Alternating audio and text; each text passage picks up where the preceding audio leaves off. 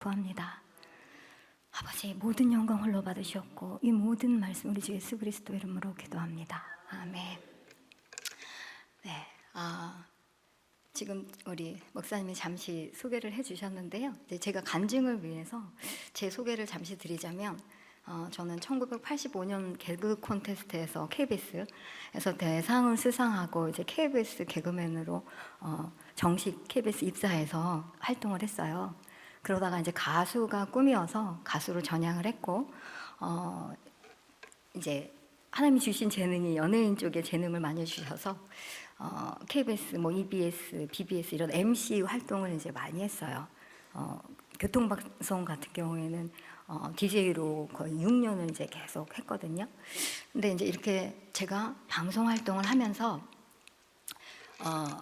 하나님을 아주 놀랍게 만나는 그런 계기가 있었습니다. 저희 집안은 그 조상 대대로 아주 심하게 우상을 숭배하는 집안이었어요. 그러니까 친할머니가 유명한 점쟁이셨고, 그 집안에 스님이 상주하는 절도 세워져 있고 7, 8층 높이의 아주 큰 부처상까지 세워져 있었습니다. 이런 집안에서 이제 자란 제가 고등학교 시절 어느 날 친구들과 볼펜 귀신 놀이를 하게 됐어요. 그 볼펜 귀신 놀이는 뭐냐면 이제 주문을 외워서 귀신을 불러들이는 놀이예요. 근데 그거를 하고 있는데 이제 친구들과 놀이를 하는데, 안녕? 나는 3살짜리 동자 귀신이야. 이러면서 인사하는 귀신을 접하게 됐고, 그때부터 이제 원인 모를 질병에 시달리게 됐습니다. 그러니까 질병에 너무 이제 고통을 받고 있는 저를 보다 못한 엄마는 이제 교회에 데려갔으면 좋았을 텐데, 집안이 이제 우상숭배하는 집안이니까 점쟁이를 찾아가고 이제 무당들을 찾아간 거예요. 그러면서 이제 구슬하라고 권면하니까 구슬하면서 점점 더 악화가 됐죠. 왜 누가복음 9장 39절을 보면 귀신이 그를 잡아 경련을 일으키며 거품을 흘리게 하고 몹시 상하게 했다는 그런 내용이 나오거든요. 저도 순간 발작이 일어나면 그 귀신 들린 사람같이 그런 증세가 나타나는 거예요. 근데 심각한 건 그 증세가 나타나면 언제 멈출지를 몰랐죠. 그래서 너무 고통스러워서 살 소망이 없었는데 우리 주님께서 저에게 빛으로 와주셨고 흑암의 권세에서 건져내서 사랑의 아들의 나라로 옮겨주셨습니다. 저주 아래 있었던 제가 예수 그리스도의 십자가의 희생을 통해서 멸망에서 구원을 얻게 된 것입니다. 예수 그리스도의 보혈의 능력을 찬양하며 아버지 앞에 감사와 영광의 박수를 올려드립니다. 저는 제가 체험한 이 하나님이 너무너무 좋아서 주님을 전하고 싶어서 이제 지하철역에서 노방 전도 사역을 많이 했어요. 그러다가 이제 기쁜 소식인 복음을 더 많은 사람들에게 알려야 되겠다 싶어서 이제 인터넷 방송을 시작하게 됐고, 지금은 이선우 찬양의 샘이라는 타이틀로 유튜브에서 이제 미디어 사역을 하고 있습니다. 아버지 은혜로 벌써 10만 구독자가 넘었어요. 그러니까 여러분들이 많은 관심도 가져주시고 많은 기도해 주시면 감사하겠습니다. 우리는 살면서 이렇게 작고 크고 많은 여러 가지 문제들을 겪잖아요. 그리고 위기의 순간들도 많이 접하게 되잖아요. 근데 특히 저는 이제 운전하다가 참 큰일 날 뻔한 일들이 많았거든요. 한 번은 이제 국도에서 눈길이었는데 미끄러지면서 도로 이탈을 하고 큰 바위를 들이받은 거예요. 그러면서 차가 완전히 박살이 났는데도 저는 타박상 하나 입지 않았고요. 그리고 한 번은 큰 카니발 차를 운전하고 있었는데 지뢰를 밟은 거예요. 그러면서 바퀴가 4개가 한꺼번에 동시에 파파파랑 하고 다 터진 거예요.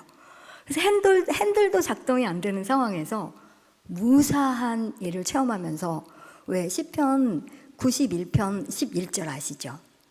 하나님이 천사들에게 명령하셔서 내가 가는 길마다 나를 지키신다. 아멘. 그 말씀대로 정말 하나님께서 지켜주셨다고 믿을 수밖에 없는 그런 때가 참 많았습니다. 한 번은 이런 경우가 있었는데요.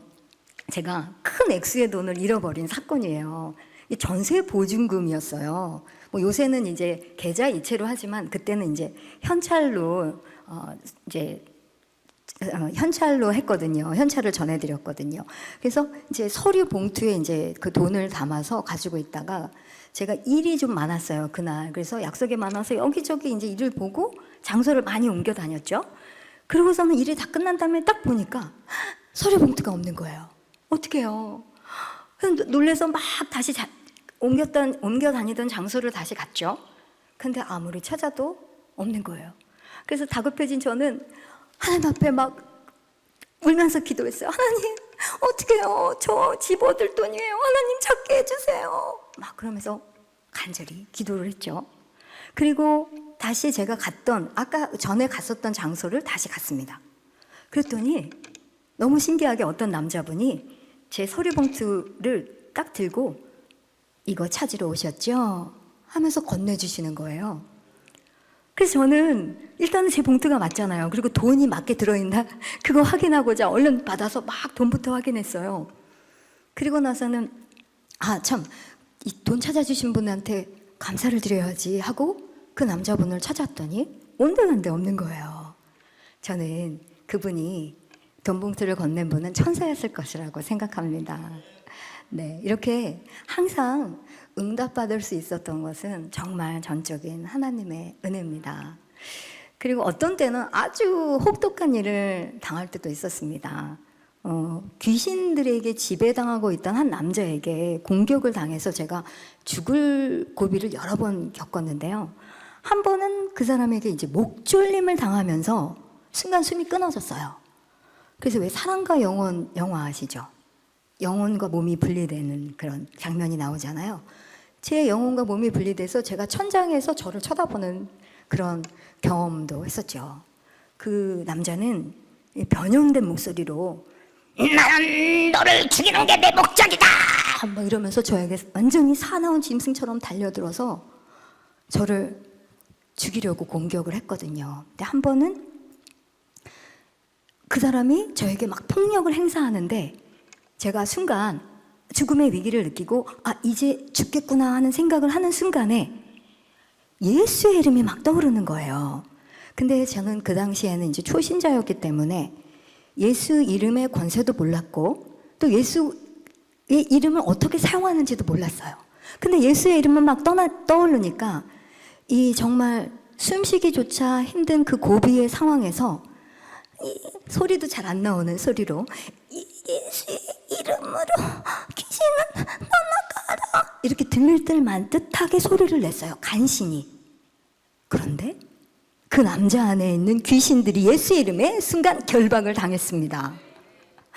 그 왜 있잖아요.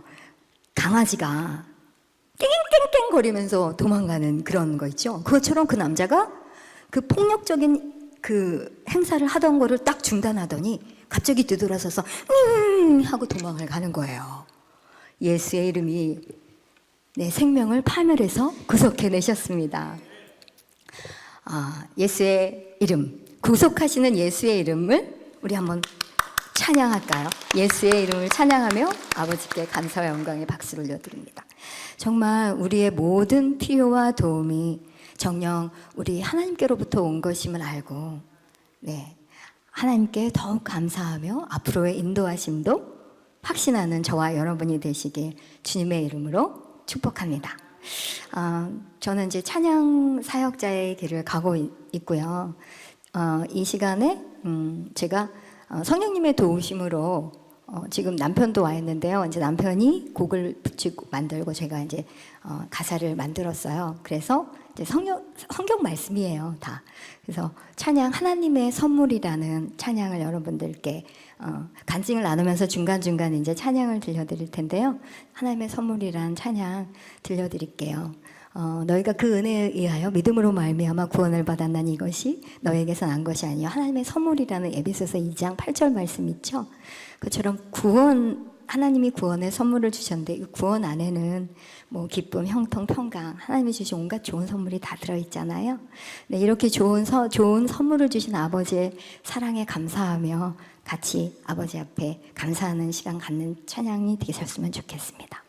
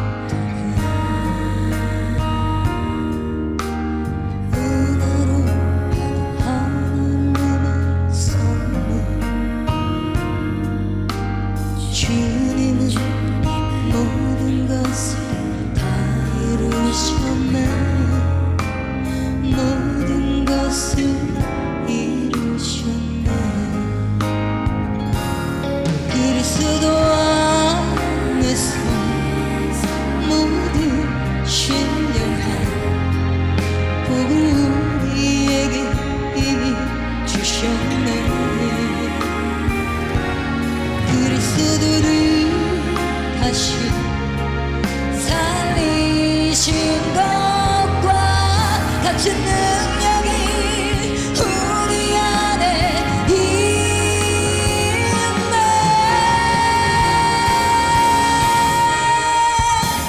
하나님은 은혜로서 모든 것을 완전케 하셨네. 우리는 믿음으로 받아들이며 하나님께 감사드리네. 하나님이 영원부터 계획하신 일 완성된 선한 일 우리는 성령으로 알게 되리니 하나님께 찬양 드리네.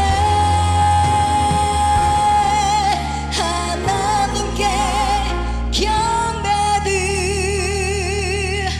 드리네.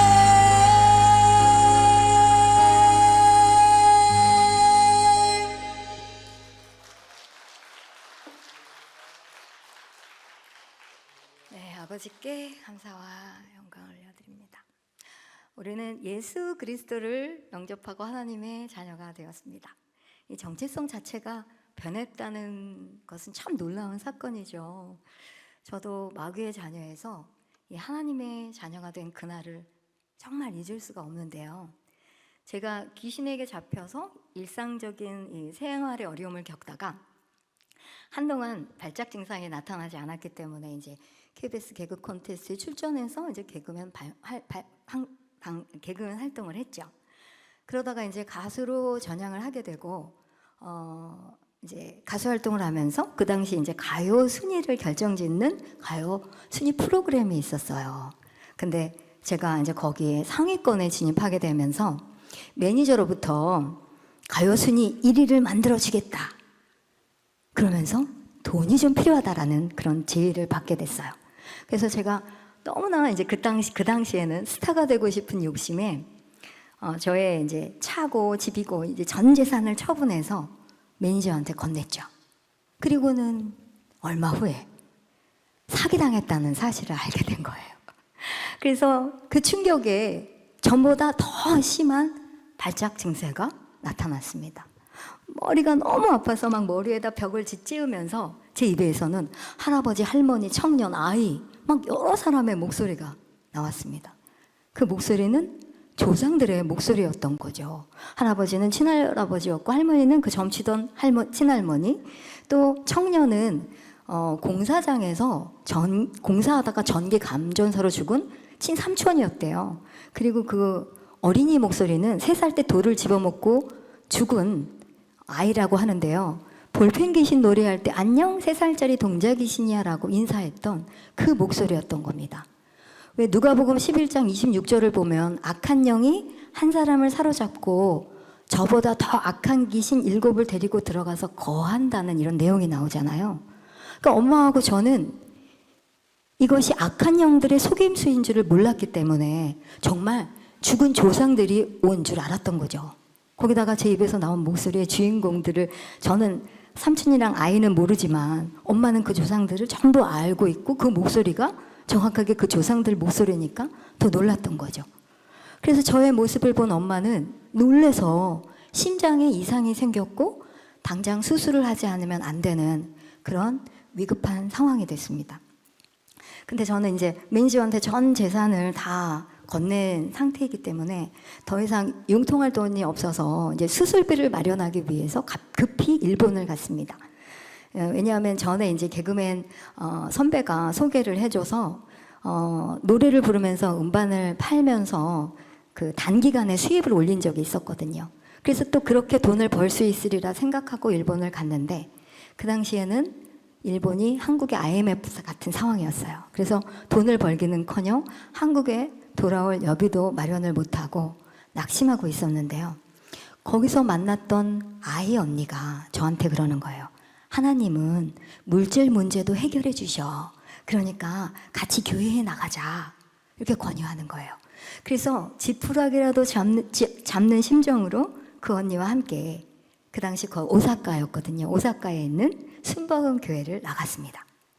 근데 교회에 들어서는 순간 하고 눈물이 터져 나오는데 예배 시간 내내 주체할 수가 없는 거예요. 이제 사람들이 이제 저를 쳐다보니까 눈물을 그치고 싶은데 그쳐지지가 않고 그냥 펑펑 우는 거예요. 회개의 눈물인 거죠. 근데 이제 거기 교회 목사님은 은사를 통해서 이미 저의 상황들을 다 알고 계셨고 저에게 오시더니 예배 후에 방문할 테니까 그 언니네 집에 가서 기다리라고 하시는 거예요. 그래서 이제 언니네 집에 가서 있었더니 목사님이 오셨어요. 그랬더니 저보고 부적을 다 꺼내세요 이러는 거예요. 제가 뭐 굿하고 점 보면서 부적을 많이 받아서 갖고 있었죠. 그래서 부적을 꺼내니까 이만큼 수북히 쌓이는 거예요.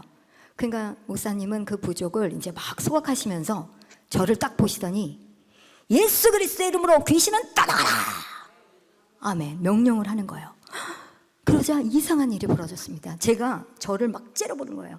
네가 나를 내쫓는다 그래! 나는 못 나가! 이러면서 막 부들부들 떨고 막 이를 막 갈더니 갑자기 쑥 하면서 뭐가 쑥 빠져나가는 거예요. 근데 한 번이 아니라 막 떨리면서 또 쑥 그러면서 계속 여러 차례 쑥쑥 빠져나가더니 저는 온몸에 힘이 탁 풀리면서 쓰러졌습니다. 그리고 다시 일어났을 때는 제 몸에 있던 이상 증상들이 깨끗이 치료가 됐습니다. 아멘.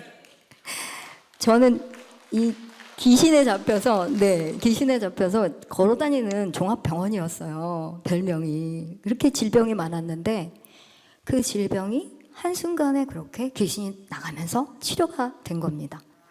귀신과 질병과 환경과 사탄, 이 모든 것들을 우리 주 예수 그리스도의 이름에 굴복해야만 합니다. 아멘. 저는 이렇게 예수 그리스도의 이름으로 사탄의 묶임에서 해방되고 또 모든 질병을 치유받고 온전케 된 것입니다. 모든 이름 위에 뛰어난 이름, 예수 그리스도의 이름을 찬양합니다. 네. 저는 저를 이렇게 온전케 해주신 주님의 은혜에 감사해서 그 다음날 이제 그 언니와 함께 새벽 기도에 나갔어요. 근데 그 언니가 저에게 그 11조에 대한 설명을 해주더라고요. 물질 축복이 11조에 있다고 하면서 설명을 해주는데 그 당시에는 그 11조에 대한 설명을 들어도 잘 모르겠더라고요. 근데 이제 뭐 일단은 11조란 단어를 들었으니까 하나님 앞에 이제 기도를 했죠. 하나님, 엄마 수술비를 주시면 앞으로 저도 11조를 하겠습니다. 그리고 하나님 앞에 30분 또 꼭 기도할게요. 이렇게 서원 아닌 서원 기도를 하나님 앞에 했습니다. 그리고는 그날 이제 업소에 와서 노래를 불렀는데 처음 보는 손님이 저를 찾는다는 거예요. 그래서 이제 그 손님한테 갔죠. 그랬더니 어떻게 일본에 오셨어요? 하고 질문을 하시는데 이제 통역에 의지해서 이제 저는 자초지종을 설명했죠. 근데 이제 그분이 통역자의 설명을 들은 그분이 손님 이제 비서에게 뭐라고 지시를 내려요. 그러니까 그 손님이 그때 그 비서가 이제 갖고 온 007 가방이었어요. 아직도 생생하게 기억이 나는데 그 가방에서 돈 뭉치를 딱 꺼내더니 당장 내일 한국으로 가십시오 이렇게 하면서 돈을 주는 거예요. 그래서 나중에 그 돈을 환산해 보니까 얼마인 줄 아세요? 3천만 원이 넘었어요. 그러니까 엄마 수술비 2,700만 원하고 11조 300하고 한국행 비행기 티켓 구입비 그걸 딱 합한 금액이었습니다. 아멘. 하나님은 이렇게 응답을 해주셨습니다. 네, 그 언니와 저는 정말 놀라움을 금치 못하고 저는 그렇잖아요. 11조를 아직 하지도 않은 상태였고 아직 그냥 11조를 하겠다고 결단만 한 상태였잖아요. 근데 이런 기적을 체험하게 된 겁니다. 그리고서는 이제 한국에 와서 11조에 대해서 이제 그때서야 이제 공부를 해야게 된 거예요. 근데 신명기 14장 22절 23절에 보면 11조를 드려야 하는 이유가 거기에 있더라고요. 하나님을 최우선으로 삼는 것과 하나님 경외하는 것을 배우기 위해서 11조를 드려야 하는 거더라고요. 그리고 11조는 우리가 갖게 된 모든 것에 대해서 하나님께 감사드리는 것이고 또 모든 것이 하나님의 것임을 인정하는 믿음의 행위라는 걸 알게 됐죠. 네. 그래서 11조의 이제 중요성을 알면서 11조에 대해서 이제 막 더 깊이 이제 공부를 하는 순간에 말라기 3장 10절을 말씀을 보고 전 너무 좋았어요. 여러분들은 어떠셨는지 모르겠는데 왜 만군의 여호와가 이르노라 너희의 온전한 11조를 창고에 들여 나의 집에 양식이 있게 하고 그것으로 나를 시험하여 내가 하늘 문을 열고 너희에게 복을 쌓을 곳이 없도록 붙지 아니하나 보라. 아멘. 아니 하나님이 복을 쌓을 곳이 없도록 부어주신다는데 얼마나 좋아요. 그래서 근데 이 말씀을 보면서 하나님이 하늘문을 열고 복을 쌓을 곳이 없도록 부어주시기를 원치 않는 사람이 단 한 사람이라도 있을까? 이런 궁금증이 생겼어요. 그러면 이 말씀을 정말 믿는다면 11조를 더 열망해야 될 텐데 왜 어떤 사람들은 11조를 회피할까? 막 이런 궁금증이 이제 제 개인적으로 생긴 거예요. 그리고 왜 이 말씀에는 하나님을 시험하라는 유일한 성경 구절이잖아요. 그래서 못 믿겠으면 하나님을 한번 시험하면 될 텐데 이러면서 막 저 나름대로 공부를 하면서 궁금했죠. 혹시 아직 뭐 여기 계신 분들은 11조 안 하시는 분들이 없으시겠죠. 이렇게 기도원까지 찾아오시는 분들이신데 그래도 혹시라도 아직 11조를 하시지 않고 계시다면 한번 하나님을 시험해 보십시오. 일정한 기간을 두고 즐거운 마음으로 11조를 드리면서 실제로 이렇게 하나님께서 말씀하신 대로 여러분을 축복하실지 직접 시험해 보는 겁니다. 하나님은 우리가 11조에 관한 하나님의 말씀을 시험할 때 항상 그러셨지만 그것이 진리라는 것을 친히 증명해 주실 것입니다. 아멘. 이렇게 살아계셔서 역사하시는 하나님을 일본에서 경험하고 이제 한국에 돌아온 저는 이제 오사카 순복음에서 하나님을 만났으니까 여의도 순복음교회에 출석을 하게 됐어요. 그리고 11조를 진짜로 드리기 시작했죠. 그리고 11조를 드리기 시작하고 나서 얼마 후에 제가 매니저에게 이제 사기당했던 그 내용을 MBC PD수첩에서 취재를 하게 됐어요. 그리고 이제 그 내용이 이제 저를 주인공으로 해서 PD수첩에 이제 방영이 됐죠. 온전히 한 프로에 이제 방영이 된 거예요. 네. 방송의 힘이 아주 크더라고요. 제가 매니저에게 건넸던 모든 돈을 다시 다 돌려받았습니다. 아버지 은혜죠. 그런데 그 매니저뿐만 아니라 당시 연예계 PD들까지 막 건드려지면서 일파만파 막 사회적인 파장을 불러일으켰습니다. 그래서 네, 가수로서의 방송 활동을 이제 잠시 중단을 하고 제가 이제 미사리에 있는 라이브 카페에서 이제 노래를 부르기 시작했거든요. 근데 이제 그 당시 제가 일하고 있는 이 라이브 카페는 주말 손님들이 매상에 큰 몫을 차지했어요. 근데 이제 저는 이 주일을 지키고 싶어서 업소 사장에게 그랬죠. 저는 주일에는 출연할 수가 없습니다. 이렇게 조건을 걸었어요. 그랬더니 대부분 업소 주인들이 그러면 여긴 주말 장사인데 그러면은 고용할 수가 없어요 하고 거절을 하시더라고요. 근데 저는 예배 드리는 이 시간, 예배 드리는 것이 너무 예배 드리는 것을 우선시하고 싶어서 끝까지 타협하지 않았는데 마태복음 6장 33절에 너희는 먼저 그의 나라와 그의 의를 구하라. 그리하면 이 모든 것을 더하시리라는 말씀대로 갑자기 업소에서 일요일에는 출연 안 해도 되니까 제발 우리 업소에 나와서 노래를 해주세요. 우리 업소에서 일해주세요 하는 출연 요청이 쇄도했습니다. 아멘. 그래서 순식간에 많은 돈을 벌었죠. 저는 정말 이 모든 것이 항상 아버지의 은혜라는 것을 깨닫고는 하나님께 너무 감사해서 자원하는 마음으로 많은 금액의 이제 헌금을 즐겨냈습니다. 그런데 재정이 줄어드는 것이 아니라 오히려 헌금을 많이 하면 많이 할수록 재정에 넘쳐나는 축복을 경험을 했죠. 아멘. 네. 우리 장로님이세요? 장로님도 경험하신 것 같아요. 아멘 소리가 크신 거 보니까.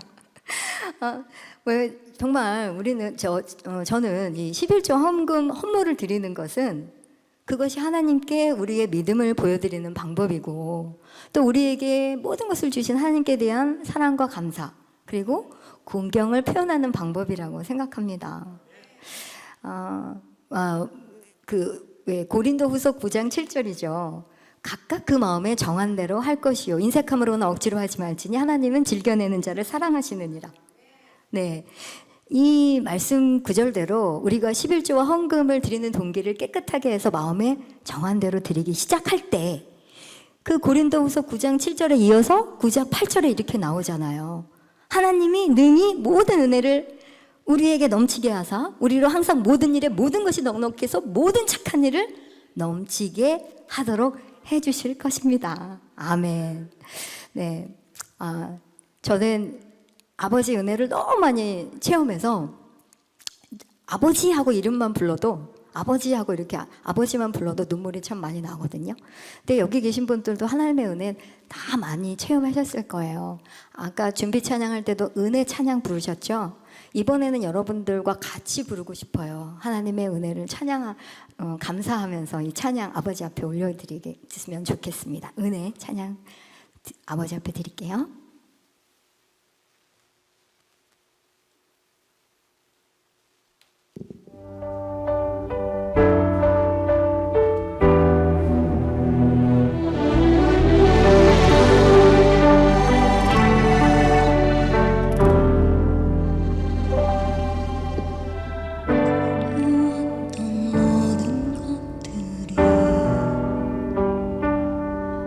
내가 지나왔던 모든 시간이 내가 걸어왔던 모든 순간이 당연한 것 아니라 은혜였어. 아침 해가 뜨고 저녁에 봄의 꽃향기와 가을의 열매 변하는 계절의 모든 순간이 당연한 것 아니라 은혜였어. 모든 것이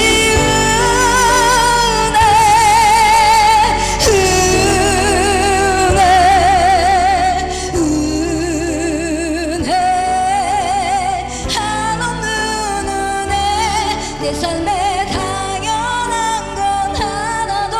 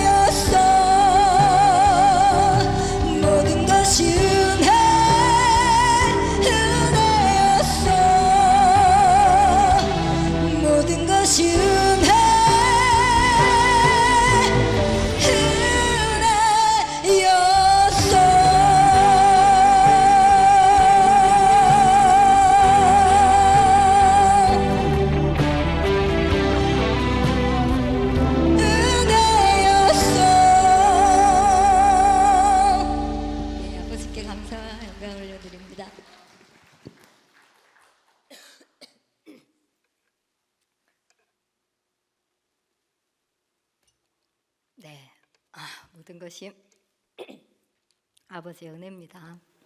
아멘.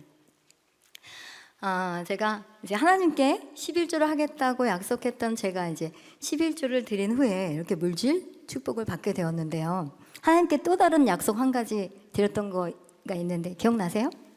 어떤 건지? 안 기억나요? 하나님 앞에 30분씩 기도하기로 했잖아요. 예, 하나님께 그 약속을 지키고자 이제 일본에서 돌아온 그날부터 하루도 빠짐없이 이제 30분씩 기도를 드렸습니다. 근데 기도 드리는 생활이 쉽지가 않더라고요. 뭐 한참을 기도해도 5분밖에 안 지나고. 그래서 아무튼 어찌됐든 그래도 30분을 채웠죠. 그러던 중에 방언 기도에 대해서 알게 되었습니다. 고린도전서 14장 5절에 나는 너희가 다 방언만 하기를 원한다고 사도 바울이 말했고, 또 마가복음 16장 17절에도 예수님께서 믿는 자들에게 이런 표적이 따르니 곧 저희가 너희 이름으로 귀신을 쫓아내면 새 방언을 말하며 라고 하셨잖아요. 믿는 자들에게 따르는 표적 중 하나가 방언이라고 하셨기 때문에 저는 이 방언의 중요성을 인식하고 이제 하나님 앞에 하나님 저도 방언 기도할 수 있게 해주세요 라고 구하기 시작했죠. 그러던 어느 날 기도 중에 갑자기 제 입술이 막 저절로 움직이더니 Congratulations, Congratulations 하고 팝송이 나오는 거예요. 이 노래는 이 생일 축하송이거든요. 외국 팝송인데 저는 이 노래를 여기까지밖에 몰라요. 근데 이 멜로디도 정확하게 영어 발음도 정확하게 끝까지 이 노래를 끝까지 부르더라고요. 너무 잘 부르는 거예요. 제가 부르는 게 아니라 이제 성령님이 제 입술을 사용하시는 거죠. 그리고 노래가 딱 끝나자마자 방언이 따다다다 하고 방언이 터져 나왔어요.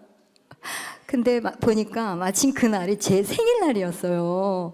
하나님 얼마나 유머스러우신지 제 생일날 생일 축하곡을 들려주시면서 제가 그토록 원했던 선물을 생일 선물로 방언 선물을 주셨습니다. 아멘. 방언을 받고 나니까 기도하는 게 너무 즐거운 거예요. 그래서 3시간, 4시간 막 기도를 하고 방언 찬양을 하니까 막 6시간, 7시간 막 이렇게 기도를 했죠. 그러면서 이렇게 방언 기도를 하면서 방언 기도의 능력을 체험했는데요. 저는 여러 가지 이제 어려운 문제에 직면하게 되면 그 로마서 8장 26절 있죠. 이와 같이 성령도 우리 연약함을 도우시나니 우리는 마땅히 기도할 바를 알지 못하나 성령이 말할 수 없는 탄식으로 우리를 위하여 친히 간구하신다는 이 말씀 구절 있잖아요. 그래서 성령님께 이제 말씀을 드립니다. 성령님, 저는 무엇을 어떻게 기도해야 할지 모르겠습니다. 저는 이 상황이 도대체 이 문제가 어떻게 일어나는 건지도 모르겠고 도저히 모르겠습니다. 성령님이 이 상황에 맞는 완전한 기도를 해주세요. 성령님께 부탁드립니다. 제 기도를 도와주세요. 하고 성령님께 말씀을 드리고 이 문제 그 풀어짐이 있을 때까지 계속 방언으로 기도를 합니다. 그럼 어느 순간 저를 눌렀던 그 무거운 짐이 들려지고 평안을 얻을 수 있었습니다. 아멘. 이렇게 저는 성령님을 의지해서 방언으로 기도하고 필요한 해답을 얻을 수 있었고 또 문제의 해결을 받았습니다. 우리는 무엇을 기도해야 할지 모르지만 성령님은 우리의 문제의 근원이 무엇인지 또 최선의 해결책이 무엇인지 다 아시죠. 네, 성령님의 해결책과 능력으로 우리의 상황을 이기게 해주십니다. 우리는 할 수 없지만 성령님과 함께 승리하며 나타날 것입니다. 아멘. 마음으로 기도하는 것도 물론 중요하지만 저는 신약 성경의 3분의 1을 기록한 바울이 고린도전서 14장 18절인가요? 나는 너희 모든 사람보다 방언을 더 많이 말함으로 하나님께 감사한다는 이 말씀을 보고 저도 바울을 본받고 싶어서 방언 기도를 많이 했어요. 그래서 방언 기도를 하면서 고린도전서 14장 4절과 유다서 1장 20절에 그 말씀에서 우리를 세운다고 했잖아요. 방언 기도를 하면 왜 배터리가 충전되는 것처럼 그렇게 충전되는 그런 힘을 얻고 그런 경험을 참 많이 했거든요. 그래서 지금도 방언 기도를 어찌하든 더 많이 하려고 설거지 할 때도 방언 기도하고 성경책을 읽을 때도 방언 기도하고 그러니까 제가 말할 때나 뭐 음식을 먹을 때 외에 입을 사용하지 않을 때는 방언 기도를 가능한 한 많이 하려고 하고 있습니다. 여러분은 어떠세요? 많이 하시죠? 저와 여러분의 매일의 삶에 성령의 능력을 사용함으로써 하나님이 주신 네, 우리에게 주신 방언의 유익을 다 누리시길 주님의 이름으로 축복합니다. 마지막으로 제가 하나님의 말씀을 문자 그대로 순종해서 받은 축복에 대한 간증을 나누려고 하는데요. 마지막으로 그러면 보통 반응이 하고 아쉬워하는데 반응이 없으시네요. 다시 한번 해볼까요? 마지막으로 너무 순수하세요. 시키는 대로 하시네요. 진짜 우리 믿는 우리 형제 자매님들은 너무 예쁘세요. 네, 그래서 정말 하나님의 말씀을 그대로 문자 그대로 받아들이고 순종해서 받은 이 축복을 이제 여러분 오늘 말씀 그 제목처럼 말씀 구절 오늘 본문 말씀처럼 그런 축복을 받은 간증을 이제 나누려고 하는데요. 제가 미사리 라이브 카페에서 일을 하면서 그때는 이제 찬양 사역을 병행하고 있었어요. 근데 하루는 전도사님이 저에게 오시더니 저에 대한 기도를 받으셨대요.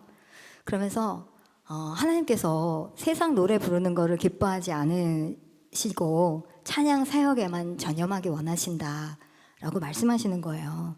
근데 그때 당시에 저는 방송 일을 그만두고 이제 라이브 카페에서 일하는 것과 무대에서 행사하는 해서 이제 노래해서 수입을 버는 것이 제 유일한 생계 수단이었거든요. 하지만 하나님이 주의 종을 통해서 저에게 주신 말씀이라 생각하고 어떤 망설임도 없이 그날 바로 라이브 업소를 그만뒀습니다. 그리고 이제 행사에서 연락이 오면 저 이제 세상 노래 안 합니다 하고 행사도 출연 요청을 거절했죠. 이렇게 제가 세상 일을 다 완전히 끊었는데요. 그 이후로 하나님이 초자연적으로 공급해 주시는데요. 한 번은 이런 일이 있었습니다. 이제 당장 카드값을 내야 되는데 제가 수입이 없잖아요. 근데 이제 300만 원이 필요했어요. 근데 이제 그때 제가 매일 저녁에 기도 모임을 갖는 그 모임이 시간이 있었거든요. 그래서 그 모임에 나가서 300만 원이 필요합니다. 라는 기도 제목을 놓고 기도를 했어요. 근데 제가 예전에 이제 입시생들 학원에서 이제 보컬 레슨을 한 적이 있어요. 근데 개인적으로도 보컬 레슨을 했었는데 그때 마침 이제 지인분이 부탁을 해서 어떤 대학교에서 한 분을 레슨해 드렸거든요. 근데 이제 지인분 소개라서 레슨비를 안 받았어요. 근데 굳이 이제 봉투를 막 주시길래 봉투를 받아서 서랍에 넣어놓고 이제 기도하러 나온 상태였거든요. 근데 이제 기도를 막 하고 집에 딱 가서 서랍을 아무 생각 없이 이제 봉투를 딱 열었는데 얼마가 들어있었을까요? 얼마요? 3천만 원이래요. 아우 좋죠. 네, 딱 열었는데 와 하나님의 역사하심에 정말 저는 깜짝 놀랐습니다. 300만 원이 딱 들어있었습니다. 네. 왜 히브리서 13장 17절에 너희를 인도하는 자들에게 순종하고 복종하라 말씀하셨잖아요. 이렇게 제가 하나님의 말씀 그대로 순종했더니 하나님은 저의 모든 필요를 공급하시고 항상 책임져 주셨습니다. 네, 아멘. 그리고 이번 찬양은 제가 우리 장로님이세요? 아멘. 장로님은 주님은 어떤 분이세요? 주님은 나의 주님은 저는 구원자 되신 주님 이렇게 하겠습니다. 장로님은요? 갑자기 시키시니까 모든 것 되신 주님, 뭐 자비로우신 주님 다 좋아요. 믿음의 하나님, 사랑의 하나님. 네, 아멘. 가르쳐주고 받네요, 제가.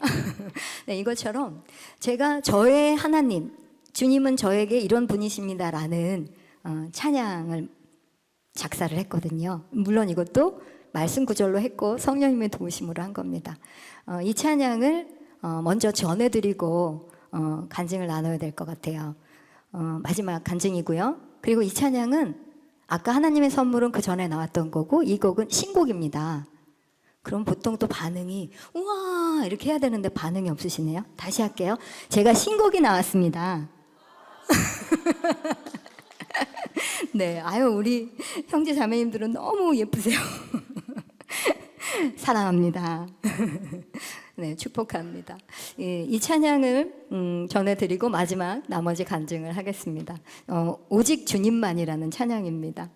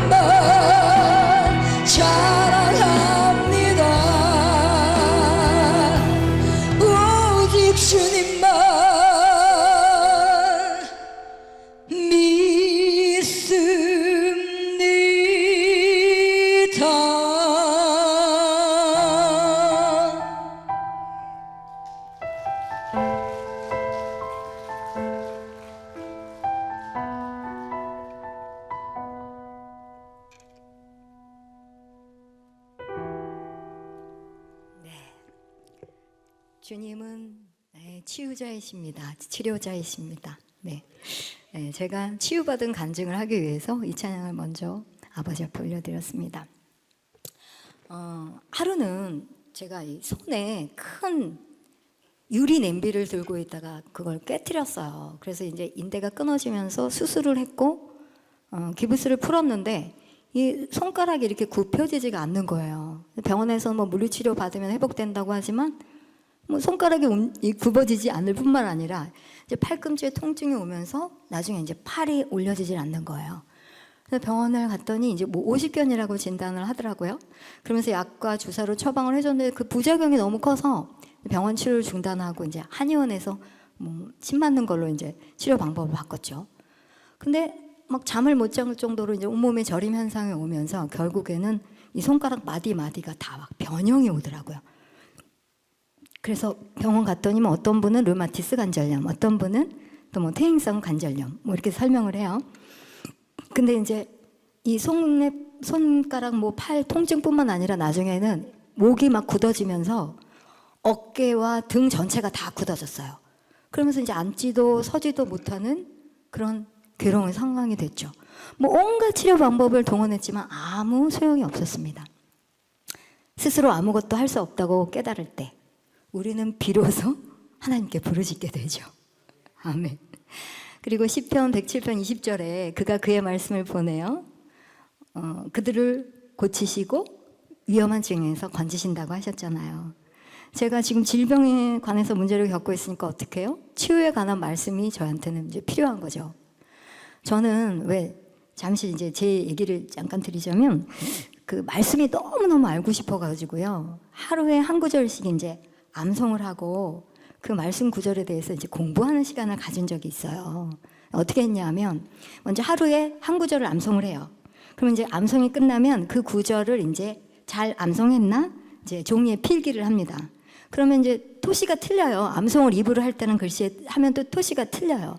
그럼 이제 토시가 틀리면 다시 적고 해서 토시가 틀리지 않을 때까지 계속 이제 필기를 하는 거예요. 근데 첫날은 한 구절이지만 이제 그 전날에 암송했던 것까지 또 복습하면 둘째 날은 두 구절, 셋째 날은 세 구절 이렇게 해서 1년째 되는 날은 365구절이 되잖아요. 그럼 이제 날이 갈수록 암송해야 될 분량도 많고 공부해야 될 시간도 늘어나지만 이렇게 계속 복습하면서 반복적으로 하게 되면 나중에는 이 365구절을 정확하게 암송하게 되고 정확하게 필기하게 됩니다. 네. 저는 말씀을 암송하기 위해서 주방에도 붙여놓고 화장실, 화장대, 문 다 붙여놔요. 그래서 제가 움직이는 동선 안에서 어딜 가나 다 말씀이 보이게 그렇게 암송을 하고 제가 오늘도 이거 가져왔는데요. 이렇게 코팅을 해가지고 이게 365구절이에요. 이렇게 가져다니면서 보면 틈틈이 이렇게 보면 암송이 참 잘 되거든요. 그렇게 이런 식으로 매일매일 해서 10년 정도를 했어요. 그러니까 정말 그 오랜 기간 할 수 있었던 것도 전적인 주님의 은혜죠. 네, 아멘. 근데 오랜 기간 이렇게 말씀을 한 덕분에 어떤 상황이 되면 자연스럽게 이제 말씀이 떠오릅니다. 정말 모든 것이 주님의 은혜죠. 근데 이제 제가 이제 이 치유의 말씀이 필요하잖아요. 그래서 말씀이 계속 제가 말씀 구절이 많지만 치유에 관한 말씀 구절이 많지만 저는 세 가지 말씀이 딱 떠올랐어요. 여러분은 어떤 말씀이 떠오르세요? 저는 먼저 이사야 53장 5절이 떠올랐어요. 그가 찔림은 우리의 허물을 인하며 그가 상함은 우리의 죄악을 인함이라. 그가 징계를 받음으로 우리가 평화를 누리고 그가 채찍에 맞음으로 우리가 나음을 입었도다. 아멘. 그리고 마태복음 8장 17절 이사야 선지자로 하신 말씀에 우리 연약한 것을 친히 담당하시고 병을 짊어지셨도다 함을 이루려 하심이더라. 아멘. 베드로전서 2장 24절 친히 나무에 달려 그 몸으로 우리 죄를 담당하셨으니 이는 우리로 죄에 대하여 죽고 의에 대하여 살게 하려 하심이라. 저가 채찍에 맞음으로 너희가 나음을 얻었나니. 네, 이 세 구절이 딱 먼저 떠오른 거예요. 그래서 저는 이 말씀에 따라서 예수님이 채찍에 맞음으로 나는 나음을 받았다. 예수님이 나의 병을 짊어지셨기 때문에 나는 이 질병에서 해방되었다. 네, 이렇게 고백을 했죠. 이렇게 치유의 고백을 하면서 저는 계속 이 몸의 통증과 씨름을 했습니다. 어느 날은 좋아지다가 그 다음 날에는 다시 또 심해지곤 했죠. 하지만 저는 계속해서 하나님을 믿었고 저의 믿음은 저의 말씀 고백을 통해서 나날이 점점 더 강해졌습니다.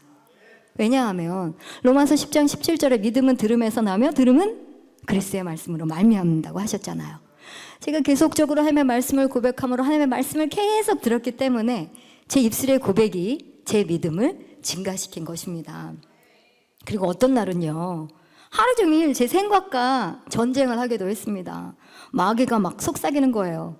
너는 회복될 수 없어. 너는 계속 그렇게 네 몸은 계속 굳어지다. 점점 계속 더 굳어질 거야. 계속 마귀는 나에게 두려움을 주려고 했습니다. 때때로 우리 믿음은 이 두려움 때문에 참 방해를 받기도 하죠. 그렇죠? 하지만 예수님이 사탄을 물리치실 때 어떻게 하셨습니까? 기록되었으되 하시면서 삶의 말씀으로 반박하신 것처럼 저 역시도 하나님의 선포된 말씀인 성령의 검으로 사탄에게 반박했습니다. 네, 갈라디아서 3장 13절 또 디모데후서 1장 7절 말씀을 떠올리면서 마귀야, 예수님의 십자가 성령 사역으로 치유는 이미 내 것이 되었어. 하나님이 우리에게 주신 것은 두려워하는 마음이 아닌 오직 사랑과 능력과 근신하는 마음이야. 두려움의 영은 예수 그리스도의 이름으로 떠나갈지어다. 아멘.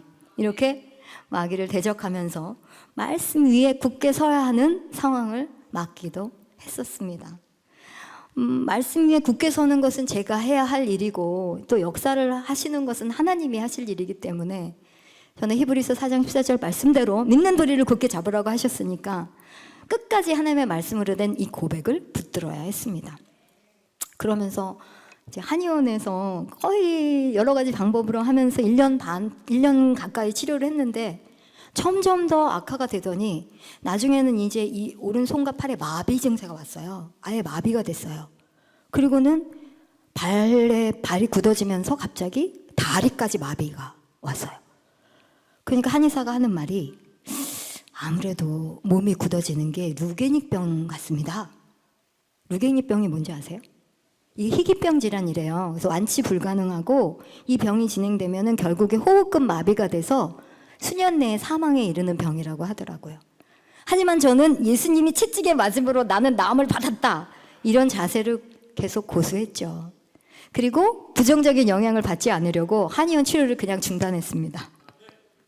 그렇다고 여러분이 병원 치료 받지 말라는 말씀은 아니고요. 제 경우를 설명드리는 겁니다.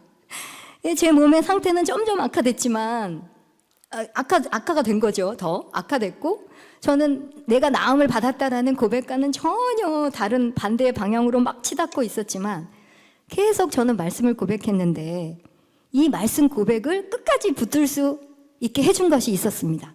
그게 뭘까요? 알아맞혀 보세요. 알아맞히면 제가 상품 좀 이따 끝나고 드릴게요. 남편이 화장품 사업하니까 화장품 드릴 수 있어요. 성령님도 맞고요. 네, 우리 권사님 드릴게요. 또 예, 정답입니다. 기도, 성령님 말씀 다 맞죠. 근데 저에게 이 말씀 고백을 끝까지 붙들어 준 것은 바로 말씀이었습니다. 네, 기도도 물론 중요하고요. 성령님 당연하죠. 근데 그 말씀 구절이 뭐냐면요. 디도서 1장 2절이에요. 하나님은 거짓이 없으시다라는 말씀. 네, 그리고 로마서 3장 4절에 사람은 다 거짓되되 오직 하나님은 참되시다. 이 말씀 구절이었어요. 그래서 제가 어떻게 고백을 했냐면 오직 하나님은 참되시고 하나님은 거짓말을 못하시기 때문에 내가 하는 이 고백이 믿어지든 안 믿어지든 하나님이 내가 낫다고 하면 난 나은 것이다. 이렇게 고백을 했어요. 그리고 결정적으로 저에게 큰 도움이 됐던 말씀 구절은 바로 야고보서 3장 14절입니다. 그 구절을 보면 진리를 거슬러 거짓말하지 말라고 했거든요. 그래서 이 말씀에 의지해서 어떻게 고백했냐면요. 지금 내가 처한 상황과 현실이 사실이더라도 하나님의 말씀과 일치하지 않으면 이 사실이 오히려 거짓이야. 오직 하나님의 말씀만이 진리고 난 하나님의 말씀만을 믿는다. 아멘. 이렇게 고백을 했죠. 믿음은 영적인 힘이고 또 이 힘은 바라는 것들의 실상이며 보이지 않는 것들의 증거가 되도록 하는 것입니다. 그리고 믿음은 하나님의 말씀을 들을 때 생깁니다. 이처럼 믿음을 세워나가기 위해서 우리는 계속적으로 하나님의 말씀을 듣고 또 들어야 하는 거죠.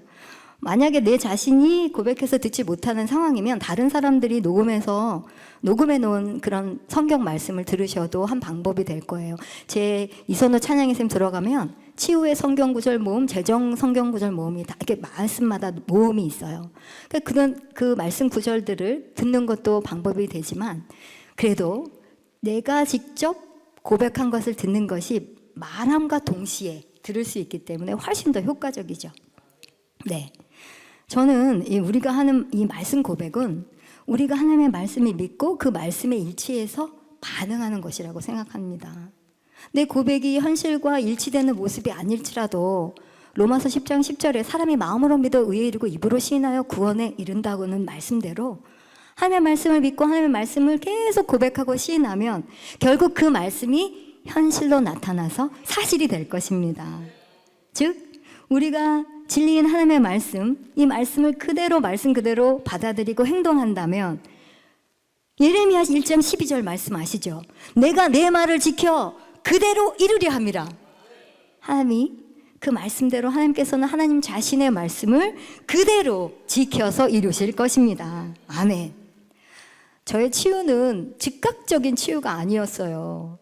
저의 믿음이 제가 치유를 받을 만큼 개발되기까지는 1년 정도의 기간이 소요되었죠. 그렇다고 뭐 이 말이 치유가 그렇게 오랜 기간 걸려야 된다는 뜻은 아닙니다. 뭐 예수님이 이 땅에 계셨을 때 예수님께 나온 많은 사람들이 즉시로 고침받았잖아요. 근데 이제 점진적으로 나온 경우도 있었듯이 모든 치유가 다 즉시 일어나는 것은 아니기 때문에 저와 같이 이렇게 점진적인 경우에는 우리가 우리의 입술의 고백을 항상 바르게 유지해야 한다는 말입니다. 제가 그냥 가만히 앉아있기만 했다면 아마 치유를 받지 못했을 것입니다. 그저 믿기만 하는 것으로는 충분치 않았어요. 제가 믿는 바를 하나님께 고백해야 했고 또 제가 믿는 바를 마귀에게도 선포해야 했습니다. 그리고 저는 예수님이 채찍에 맞음으로 나는 나음을 받았습니다 라는 이 고백대로 완전히 나음을 받았습니다. 하나님께 모든 감사와 영광을 올려드립니다. 네, 지금은 손가락도 정상으로 다 돌아왔고요. 네, 이렇게 아주 온전하게 됐습니다. 저는 단지 그냥 하나님의 말씀을 믿고 그 말씀에 순종해서 말씀에 서서 행했고 그리고 그것은 분명한 결과를 가져왔습니다. 사랑하는 우리 형제 자매 여러분, 성도님들, 말씀에 모든 답이 있습니다. 말씀이 생명이고 말씀이 우리를 살리십니다. 말씀이 곧 하나님이시고 그리스도 예수십니다. 우리는 말씀을 귀중히 여기고 말씀을 굳게 잡아야 합니다. 무엇보다 말씀에 순종해야 할 것입니다. 네, 오늘 본문 말씀대로요. 자, 오늘 이 시간 정말 말씀을 더 귀히 여기고 또 말씀에 더욱 순종하는 저와 여러분이 되길 주님의 이름으로 축복하면서 다 같이 주여 삼창하시고 기도하시겠습니다. 주여! 주여! 주여!